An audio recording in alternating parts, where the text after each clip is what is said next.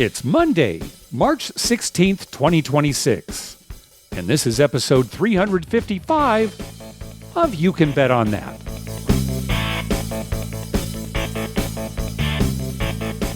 Hi, everybody. Welcome to You Can Bet on That, a podcast for the recreational gambler. I'm Mark Duvall. And I'm Dr. Mike. Dr. Mike, one of our favorite times of the year here this week, starting March Madness. Always exciting. Yep.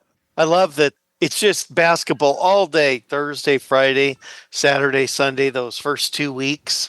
Boy, especially Thursday, Friday, the game starts so early. Well, certainly here. And they go late. I mean, it really is all day. Oh, yeah. You might finish at like 11 o'clock at night, San Diego time, which is 1 a.m. here. So. Yeah, it starts at like 9 a.m. here. Yeah, once again, being on the West Coast, it certainly helps for sports. Well, are we going to go to Vegas for March Madness? Well, we've always talked about it. Yeah. So, I don't know. It's up to you. Let's go. All right, let's go. We're going. Unbelievably, this year, where it really seems so unlikely, we are going to March Madness. I'm going to arrive on Wednesday. Dr. Mike is going to arrive early on Friday. We will be in Vegas for March Madness finally. So, hope to see you all there. Most of our play is probably going to be around Venetian Palazzo. We're staying at Palazzo. You know, we'll move around depending on where the weekend takes us. You know, you never know when you're in Las Vegas. But watch X, formerly known as Twitter, and we will post where we are. So, definitely looking forward to it, Dr. Mike. Very exciting. Yeah, me too. It worked out perfect this year because I actually have Friday off. There's no school. Oh, okay. So I didn't have to take a day off, Friday, Saturday, Sunday, and then there's no school on Monday. Oh, gosh, that is perfect. Yeah, it was like the perfect weekend. So that alone convinced me the most. Yeah. We'll see how it goes when we're there, whether I made a right or a wrong decision. No, it's the wrong decision if you're talking about your bankroll. But it's the right decision about being in Las Vegas, for all the basketball. Yeah, that's... well, that's true. Speaking of bankrolls, I found out something I didn't know. Very pleased. So, I play at this mixed game at Hamul, mixed poker game, every Thursday. And I just found out last month that if you put in 20 hours or more at the poker tables at Hamul, Monday through Thursday, so not on Friday, Saturday, Sunday, it's got to be Monday through Thursday, on cash games, not tournaments, the next month they'll give you $100 cash. And I play for 5 hours, a little bit more than 5 hours every Thursday, so that's 20 hours. So every month that I play every Thursday, I'm going to get $100 cash. You hear about a lot of poker rooms give stuff back. Usually it's like free entries into some kind of tournament or, some other kind of nice thing. But cash, boy, you can't beat that. No, cash is good. And I mean, I was surprised when you told me because I thought they'd give you like free play for the casino or something. Yeah, no, it's actual cash. Which, I wouldn't sneeze at that either. No. But cash, that's great. I mean, it's unbelievable. Yeah, so I actually count that in my poker results because it's as part of your winnings. Yeah, all the rest of the gambling and comps from the casino I keep separately. Poker is a different entry in my spreadsheet, only because it's skill based. I think I've got an edge. We'll see at the end of the year. I could very easily be a loser at the end of the year for this casino poker game. But I think you're ahead so far. I think I am still ahead, but we will see. So anyway, I do keep poker separate. So I put it in the ledger. Yeah, I think that makes sense because it's a little different beast because there is a fair amount of skill involved. Yep, for sure. Dr. Mike, remember we got a voicemail from listener Scott a little while back where he told the story about taking his IT guy from work to the casino. The IT guy approached him and said, "Hey, do you gamble?" And he wanted to learn baccarat. Yeah. And ultimately, the guy won. And so we made the joke that we always do about how, that's the worst thing that can happen to you. You win the first time and then you're hooked. Well, it got worse. Scott contacted us. The IT guy got a $25 free play for the last time that he went. Uh-huh. He played a slot machine, hit a $5,500 jackpot on a Dragon Link machine. And Scott sent us a picture of it. It looks like he just put $25 in the machine and played all 25 on one spin. So it was one spin, $5,500. This guy's doomed. He is doomed. He's going to think, wow, why haven't I been doing this for years? Screw this work thing. That's right. Poor Scott, his IT department's going to be looking for a new guy pretty soon. They're going to be left in the lurch. Yeah. All right. We also heard from listener Josh. I'm going to read his message here. While performing some extremely important workplace research today, that is watching drone footage of the Las Vegas Strip, a question popped into my head. Which resort/hotel will be imploded next? The last one, of course, was Tropicana. There are two official rules for this highly scientific exercise. You cannot pick Circus Circus. That's too easy. Yeah, that probably would have been my choice. Yeah, right. Your choice has to be south of Circus Circus, but north of Mandalay Bay, so it's got to be a strip property. And it does not have to be anytime soon, but eventually something's going to have to go. My early money is on the Flamingo. Even with the renovations, the main building still feels pretty dated, especially considering it's sitting on some of the most valuable real estate on the planet. I could absolutely see someone deciding to tear it down and replacing it with something taller, flashier, and about 400% more gaudy. Naturally, they'll preserve 3 bricks, a slot machine, and maybe a plastic flamingo, so they can still market it as the famed Flamingo. Your thoughts? I'll let you go first, Dr. Mike. Actually, let's be clear here. He said imploded. Exactly. That's exactly what I was going to say. Yeah, I could see some... The Flamingo could not be imploded. You wouldn't think so at that corner. And even, you're talking about the Mirage is becoming Hard Rock. They didn't implode the Mirage, right? They're just redoing it. So maybe let's answer 2 questions. Let's say, what might be imploded next and what might be shut down and rebranded. I mean, like completely, not like Vanderpump. Cromwell is becoming Vanderpump. Not like that, but actually... shut down, kind of like Mirage is. Anyway, what are your thoughts, Dr. Mike? Okay, yeah. So when he said that, I'm thinking implode. There's no way they can do that. It'd have to be a freestanding casino, something that is not attached to anything. Yeah, there's just too many things around Flamingo to implode it. And that's a critical corner, too. Yeah, I could see imagine dismantling it. I could see them dismantling the whole thing, bringing it down. And if that counts as imploding, okay. But would Flamingo be your choice? No, probably not. Yeah, that's a hard question. It is, yeah. Yeah, you don't know the financial stability of some casinos. I mean, something could be a dump and be making tons of money, right? And something could be like beautiful and just losing money like crazy. Yeah, I have no idea. Although I will say this, I think they should get away from imploding and go to exploding. Oh, seems a little more dangerous, but okay. Yeah, it'd be fun if it was like some casino, maybe a block off the strip and not much around it. Explode it. That's right. They gotta just evacuate like 10 square blocks, right? Yeah. Everybody out of your homes. They're spending billions of dollars on bombs and stuff. We might as well put one to good use. Some casino that's taken my money. I'd like to see that with no one hurt. Just the building gets blown up. So implosion, we're thinking maybe won't happen for a very long time on the Strip. But as far as a place closing and being renovated, I was thinking Harrah's, Dr. Mike, because Harrah's is pretty run down. That's still kind of the old bones of when it was a Holiday Inn casino, right? They really haven't. Yep. They've done some improvements, but if I had to guess, I would say Harrah's. I was thinking TI, and then I thought, no, TI is too big and too, I don't know, there's so much around it. So I would guess Harrah's. Maybe Paris. Get rid of that, as far as I'm Yeah, concerned. Parasite. Yeah, I know what you're saying, but no, I think that's too popular. The thing about Harrah's, though, fantastic location, lower end Caesars property. They could sell it to somebody, and somebody could come in Right. and really put up something nice, and you've already got your location. Right. Yeah, the location's great.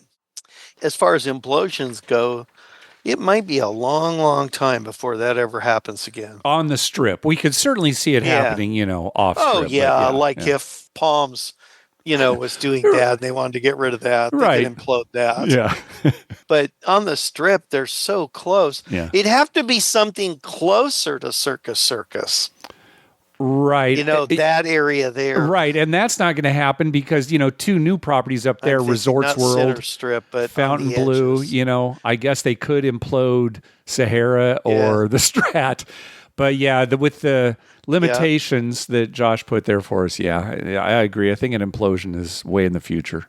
The Strat would be cool to see imploded. Oh, it'd be fantastic. Or but exploded. They'd really have to clear out an area, though. Yeah. Hey, what about this? What about Luxor? Yeah, you're right. That is, yeah, Luxor, that's kind of tired. And that could happen. Yeah, you've got some room on either side. All right, that's another good pick, Mike. If we're talking implosion, maybe Luxor would be the most likely to be imploded. I'll still go with Harrah's as the most likely to be redone, closed down and reconstructed. Right. Yeah, it seemed like Luxor would be easy to implode. Good. It's probably somebody just hit a hammer on the point at the top. Yeah, right at the top. Right at the top. Perfectly. Yeah. Dink. Dink. And the whole thing will just come straight down. Yeah. Wouldn't even need to implode it. No. It just fall in on itself, which is probably going to happen at some point, but wasn't it sinking? Yeah, that's right. Like when they first built it, that sounds familiar. Yeah, it was sinking a little or something. It wasn't structurally sound. Yeah. What about Excalibur?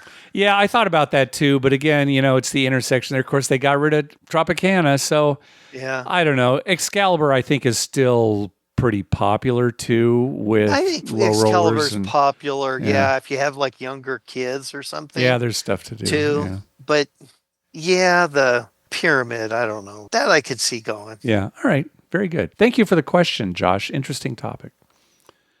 Well, Dr. Mike, we recently donated to listener Nick's son's American Heart Association page.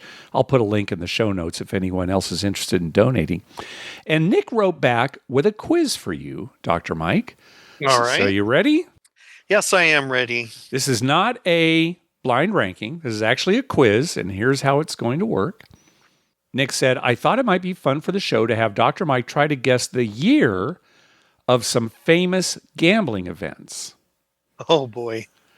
To make it interesting, we could grade his performance using your favorite Caesars tier levels. So scoring works like golf. The lower the score, the better. However many years off he is from the correct answer equals his points. So you don't want points, Mike. Yeah. You will gain them however many years you're off. And there are going to be 5 events total.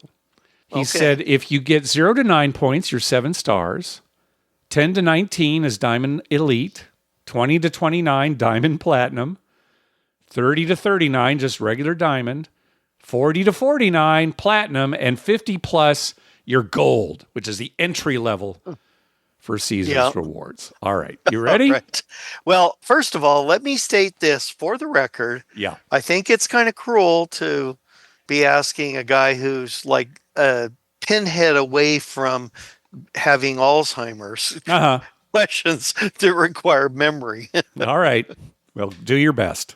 All right. I'll try. All right. Number 1, the first World Series of Poker. Casino owner Benny Binion hosted the first World Series of Poker at Binion's Horseshoe, launching the biggest poker tournament in the world. What year was that, Dr. Mike? I'm going to say 68. All right, 1968. The correct answer is 1970. So just 2 points there. Not too bad. I knew it was somewhere around that time, but okay. I All thought right. 70s was too late. I thought it was in the 60s. You're at plus 2 points right now. Here we go. Okay. Number 2, the Black Sox scandal. 8 players from the Chicago White Sox were accused of intentionally losing the World Series after being bribed by gamblers. The scandal shook professional sports and led to stricter oversight in baseball. I'm thinking you'll get this right on the nose, but I'm not sure, Dr. Mike. What year was that? No, I won't get it on the nose Okay. because I don't remember. That was a long time ago, Mark. Yeah, it was. But remember, we went up to L.A. to see the movie, 8 Men Out. Remember Yeah, that? We saw that. I know, but I didn't pay attention to the To the exact date. All right, come up with a year. I'm gonna say 1942. Oh dear, Dr. Mike. Am I way off? It was 1919.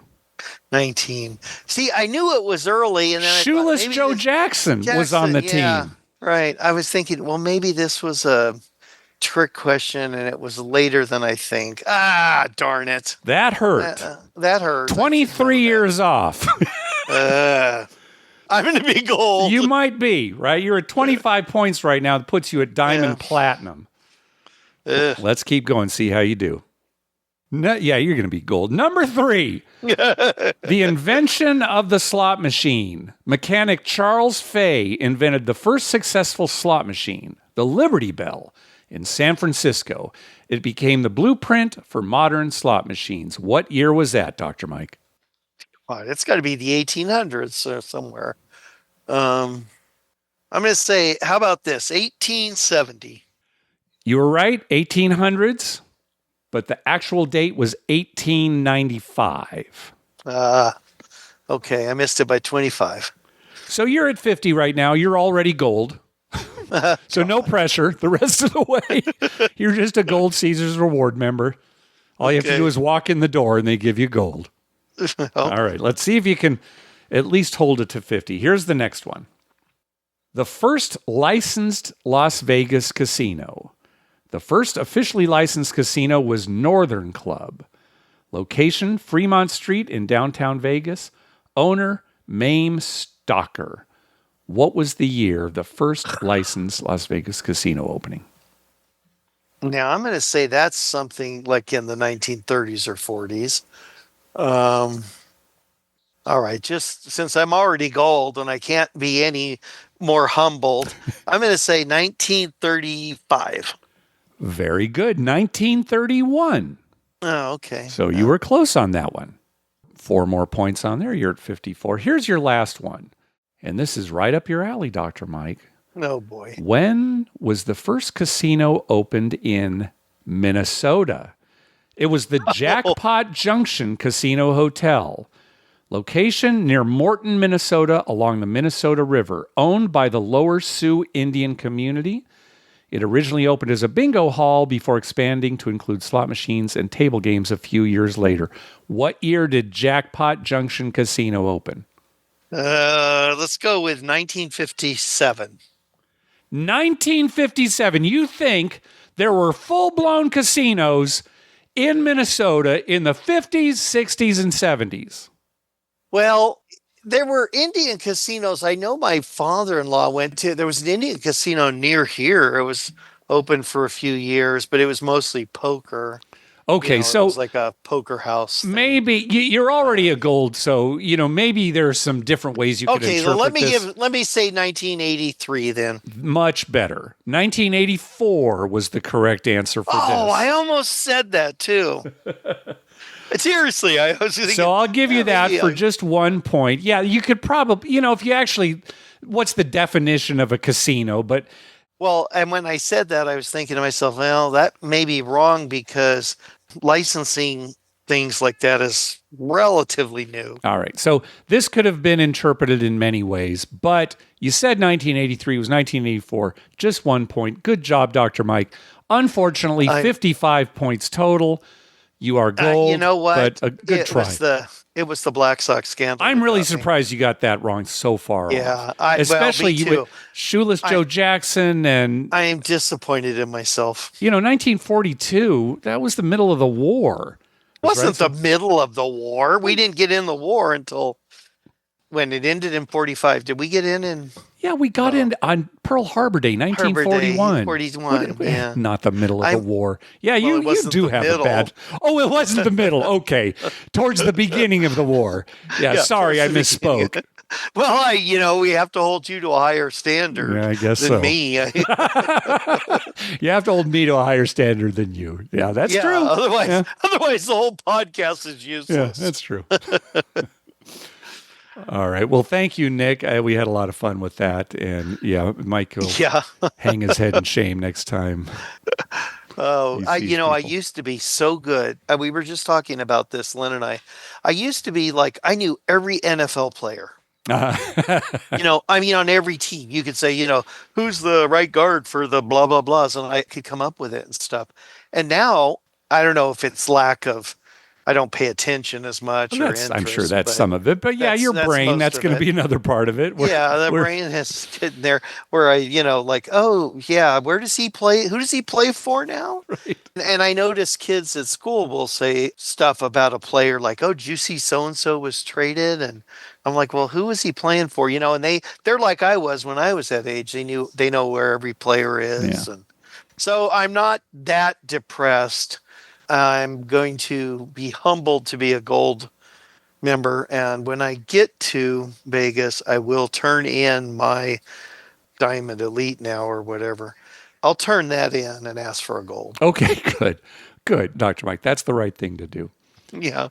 Oh, speaking of kids, just before I forget, the 5th and 6th graders at Houston Elementary School in Houston, Minnesota want a shout out on the podcast. Oh, really? Okay. Yeah. They don't really know anything about gambling or care anything about gambling, but one of the kids' older brother told them that I have a podcast, and so they wanted a shout out. All right, shout out to them. I can hear them all cheering right now. Yeah, they'll be excited to hear their names. And they got in a little trouble the other day. Oh. Partly my fault. I let them do something they really shouldn't do. I knew that. Do we want to hear this story, Dr. Mike? No, really? We don't? Oh my gosh. Well, all right. No, it's nothing terrible.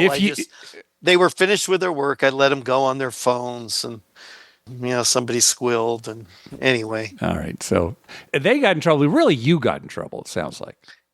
Well, yeah, but the thing is they should have said, no, we're not supposed to do that. Oh, okay. They're supposed to tell you, no, we're not supposed to do that.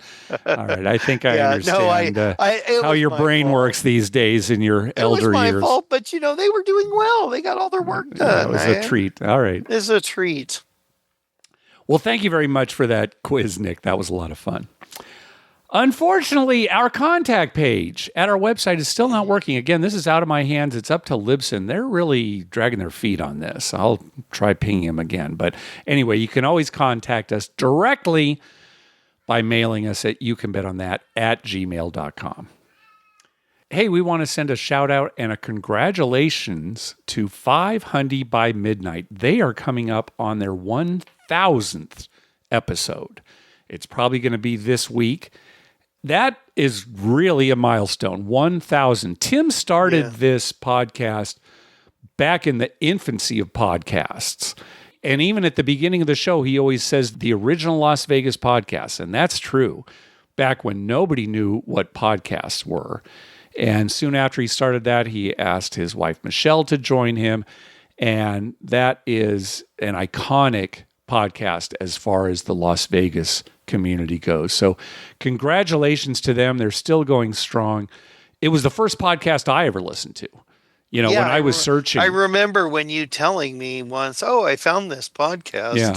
We were kind of intrigued by it because they lived in Minnesota. Yeah. And, it was a Vegas podcast, right? It was a couple from Minnesota who had a podcast about Vegas. So, yeah, again, congratulations to them. Hey, thanks to everyone who's been clicking through our Amazon link. Remember, whenever you're going to buy something through Amazon, please go to our page first. YouCanBetOnThat.com and click through our Amazon link towards the top of the page. You know what that means? Voicemails. First up is Michael. Hey, Mark, Dr. Mike. This is Michael from Tyler, Texas. I was calling to get your opinion on our first trip to Las Vegas. My wife and I will be heading out It just happens to be the first weekend of March Madness, Wednesday through Saturday. And just kind of find out what, for a first-time gambler, first-time Vegas visitor, what to do. My wife is not a gambler, so I'll be the one doing some gambling. She already said we got to go to Hoover Dam. Just trying to figure out what else to do there, what casinos to go to for a low-limit gambler. Being in East Texas, go to Shreveport, Bossier City Live Casino, since it's opened up in Bossier, has been my place to go just because it's newer, cleaner, and doesn't smell as smoky as some of the older ones do. Usually a $10 craps table player. So just any tips and advice you can give me, I would appreciate it. Thank you. Well, Hoover Dam's great. I do recommend you go through it, especially for as old as it is. It's really an engineering marvel. It's breathtaking in a lot of ways, so that's good. If you're looking for other things to do, I would recommend going to see The Wizard of Oz at Sphere. We have not seen it yet, but the reviews are gangbusters. It's still going strong, so if you're looking for non-gambling. Also, I suggest if you like hiking and outdoors, Red Rocks is... Oh, yeah. Nice. If you're willing to do that, sure. You're going to be there when we are. It should be great weather. That's another good suggestion, just hiking at Red Rock. Yeah, not too hot this time of year. Be a good thing. As far as gambling goes, obviously you're going to want to see the Strip. It's your first time. I would recommend some of the center Strip properties like Harrah's, The Link, Flamingo. Those are more low rolling. If you wanted to head to the south side and check out Excalibur and Luxor, that would be another option. How about New York, things like that? Yeah, things like that for low rolling. I would recommend, though, that you go to some of the higher end properties just to take a look at them. Walking through Bellagio or Venetian Palazzo. You got to go to the garden thing at Bellagio. The conservatory. Yeah, right. Yeah. That's always a good thing at Bellagio. That is, I like it too. Yeah. Have a great time. Going for your first time is always a lot of fun. Hopefully you'll have a winning trip as well.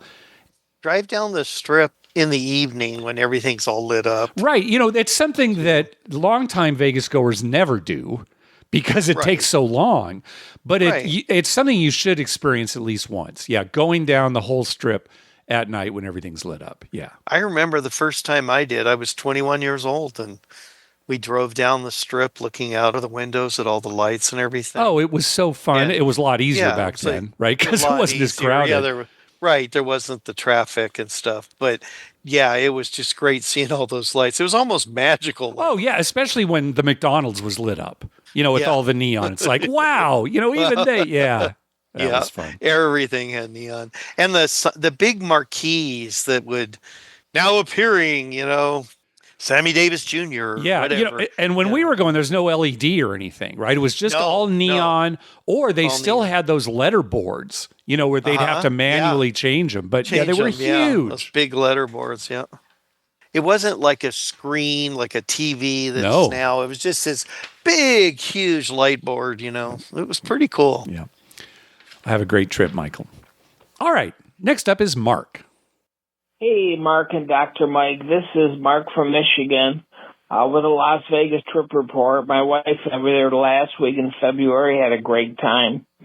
As we all know, the gouge is alive and well in Las Vegas with paid parking and resort fees and higher prices all over. It's a lot more expensive place to go than it was a few years ago, but it's still a great time. This was my wife and my 47th trip there, dating back to 1979. We've always taken an economical approach to it, and we found we can still do that. We gamble a lot, but we pretty much limit it to 3-2 blackjack and craps and a little bit of 3-card poker. We always look for tables with $5, $10, or $15 minimums, and we found plenty of places where we can do that. This trip we stayed at the Carriage House, which is about a 10-minute walk off the Strip at Harmon. The staff there is great. The rooms are nice and clean. Cost is reasonable. No resort fees, and parking is free. We gambled a lot at Treasure Island, the Palms, and South Point. We've continued to find a lot of low-limit quality games there. Palms is especially nice because they have 3-2 blackjack and craps for $5. Plus, you can get a 2-for-1 coupon there for their excellent buffet. So 2 people can eat for about $45, including unlimited mimosas. but their buffet is only open till 2 p.m., so plan on that if you're going. Another great place I would always recommend is Ellis Island, which is $5 craps and $5 3-2 blackjack all day. They got a couple of economical and very good restaurants. It's just a 5-minute walk off the strip to get to Ellis Island. Right off the strip, you can either take Flamingo or Harmon. They've really updated the place. It used to have that old world Vegas charm, but it's still a very nice place, friendly dealers and great food. Oh, I also have to mention the Rio and the Plaza for also relatively low-limit quality gaming opportunities. There's a lot of upscale dining available on the strip, but we found a couple places, one at Caesar's Palace, one the Venetian, where we could have a nice lunch for $100 for the two of us with one drink each. But again, that was lunch. Prices go a lot higher at dinner time. We also recommend you look for coupons. We had several coupons from Las Vegas Advisor. You got cut off there at the 3-minute mark. Yeah, Las Vegas Advisor, always a great source for coupons, 2-for-1, all those kinds of things.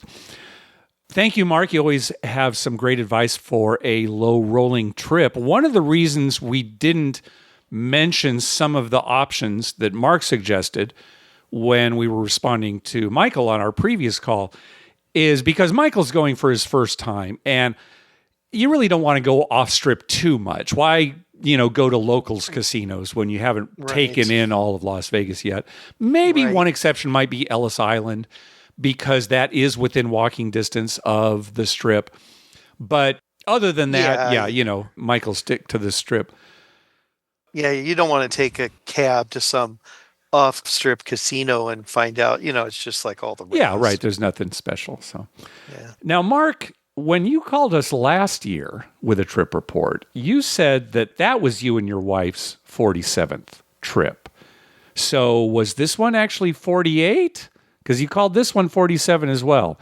Just wanted to make sure you got your counting right. Sounds like you're coming up on your 50th trip here pretty soon. So I want to make sure you're celebrating the correct one. Especially if your name's going to be Mark, you need to be precise. Yeah. Now, Michael, he could wander a bit, but Mark, you need to be a little more precise. Yeah, they hold us to a higher standard, Mark. Yeah, All right, last call. Hey, Mark and Dr. Mike. I've got a delayed trip report for you. So I took this trip in the beginning of October to meet 2 of my high school friends. I'd seen them each once since COVID, so it was great to get back together. First night, I snagged a free Crockford's room at Resorts World when they were desperate for people to come at the end of last summer. Amazing room, an amazing check-in experience. Thank you, Stephanie. Second only to the check-in at the Four Seasons in Whistler. The Crockford's guest-only pool was great, with the attendant laying out our towels and providing cold water.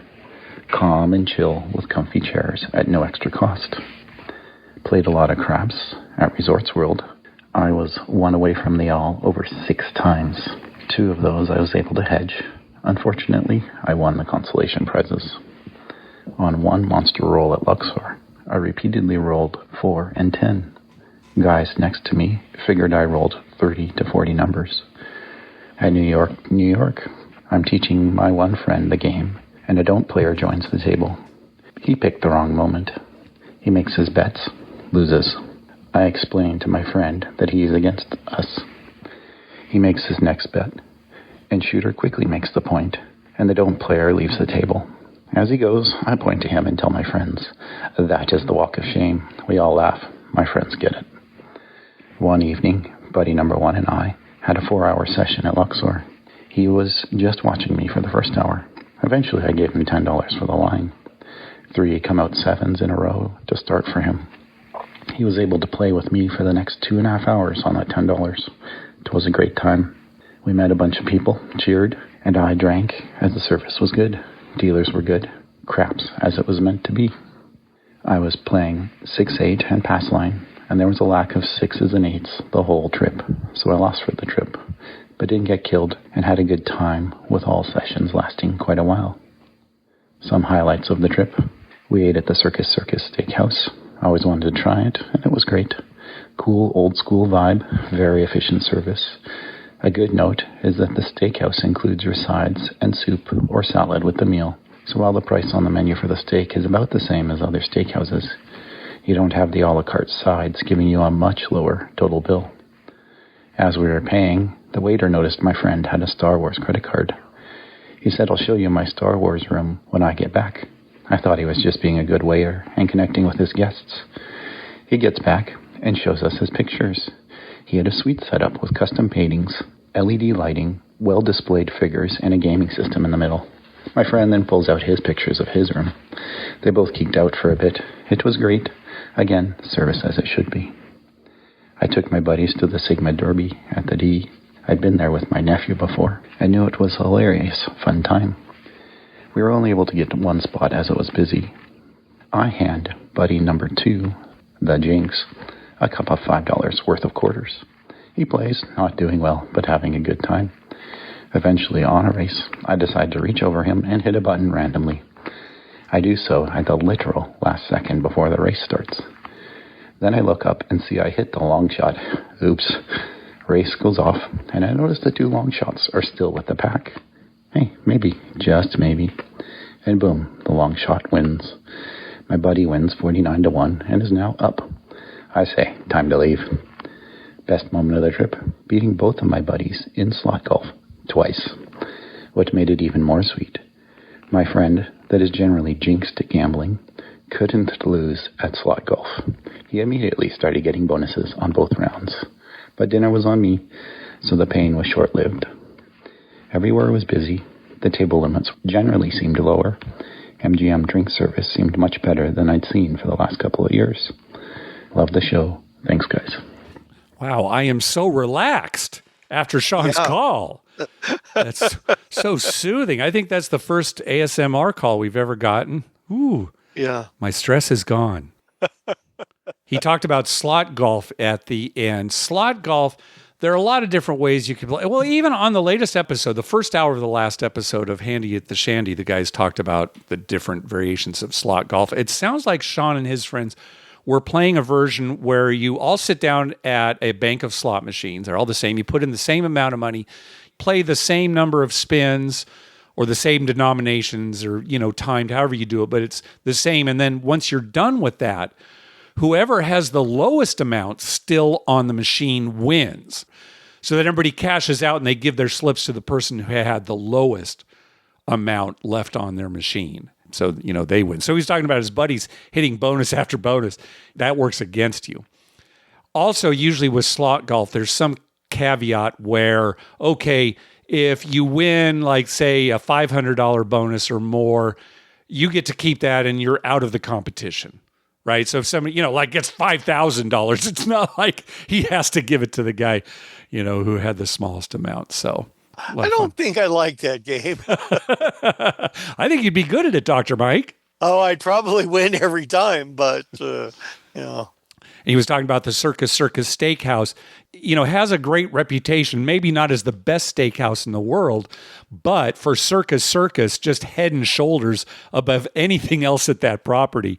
We keep hearing good things about that. And that is good to know. Yeah, the high-end steakhouses now, you order a steak, that's all you get, right? You have to order everything else, salad, soup, sides, that kind of thing. So nice to hear that all the sides are included at Circus Steakhouse. I hate that. I really do not. The a la carte? Yeah, I like that a la carte stuff. First of all, it puts a lot of pressure on you to choose what you want a la carte. Okay. I'd prefer somebody just decide for me, yeah, that comes with a potato and a vegetable. Okay, great. And also, it's just to jack up prices. Well, of course, right? That's the thing is, the steak, $50. Oh, that's a little steep, but okay. And then you find out that's just for the steak. Yeah, and then you add on all the other things, and you've got $100 meal that tomorrow you don't have. You're still out the 100, but you don't have the meal anymore. That's a great way of visualizing how Dr. Mike and I view food when we're in Las Vegas. Right. It's like, what happened to that meal we ate yesterday? It's gone. Yeah, it's gone. It's history. So just be satisfied with the chicken sandwich at McDonald's or, a fish fillet and get it over with. It's just nourishment. Yeah, it's going to be another good trip, I think, for us, Dr. Yeah, Mike. I don't understand these connoisseurs. All right. Well, that's going to do it for this episode. We want to thank some people for some recurring donations from Kurt S., from Nathan B., and from the National Association of Casino Party Operators. Thank you very much for those donations. We also got a donation from our friend Todd Goddess. Karma donation for upcoming Vegas trip for the Minnesota Wild versus Golden Knights hockey game. I'm told these donations work 100% of the time. Oh, well, you were told right, Todd. Thank you very much. Also a donation from listener Bob S. Karma donation for a trip to Harrah's Metropolis, Illinois, home of $5 craps on weekdays, March 9th through the 10th. I would like to split half of it for Dr. Mike's school pupils in need, and to you too in appreciation of your dedication and humor added to our gambling lives from your great podcast. Well, thank you very much, Bob. He actually followed up. I asked him how he did because he was there on the 9th and the 10th.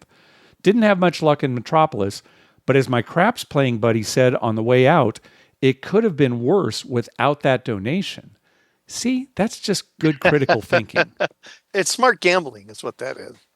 We also got a donation from listener Richard S. As always, he is donating $100 to the charity of our poker tournament winner's choice. He says, not sure if I'm going to be able to make Sunday's tourney, unfortunately, Mother's Day in the UK, though trying to see my mom around the tourney. I've sent the $100 as the charity donation for the winner and also a little more to thank you for the regular entertainment, my favorite podcast on the web. Well, thank you very much, Richard. It is so great that you do this. And I've said this before. He's the man. Yeah, he really is. It's really all you have to say. Richard's the man. And again, even though this episode is dropping after the tournament, we are recording the day before the tournament. So we will let you know on our next episode who won and what charity that donation went to.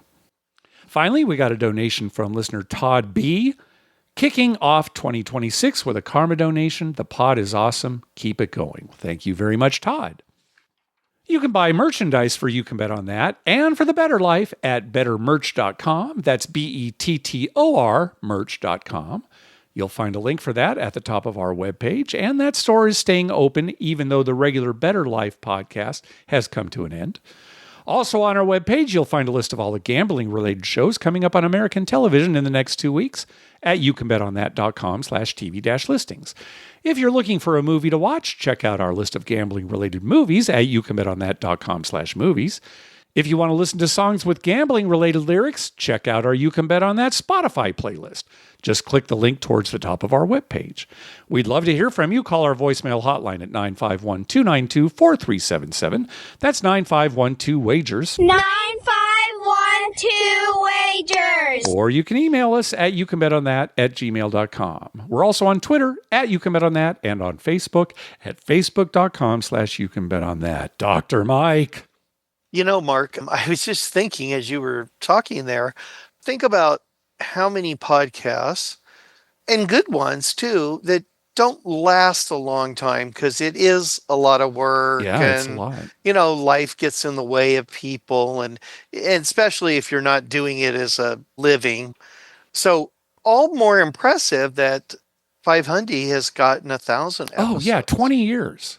Gosh, I don't know what the average would be, but it's pretty low. And I think, 1,000 episodes. Wow. Yeah, especially We're for never something gonna that's catch 'em. No, we never are. Especially for something that's weekly. Obviously there are, some of the big podcasts and even smaller ones have daily episodes. That's a different beast.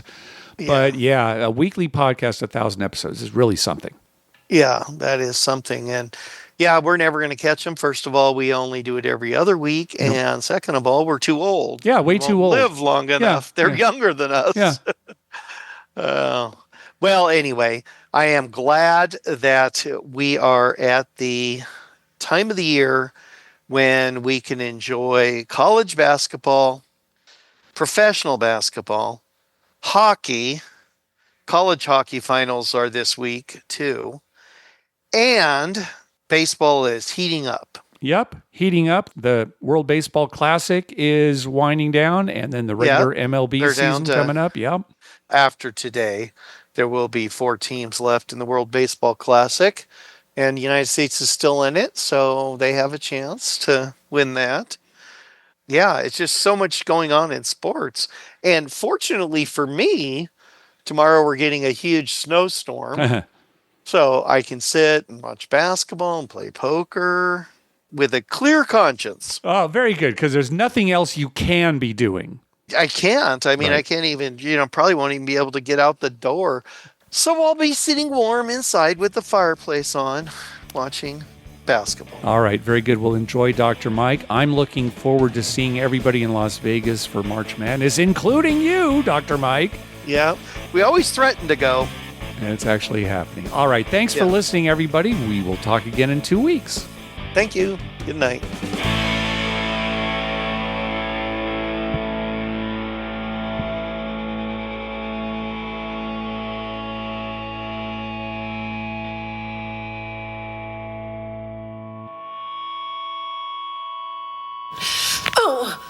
Oh, sweet mother, I love you, Dr. Mike.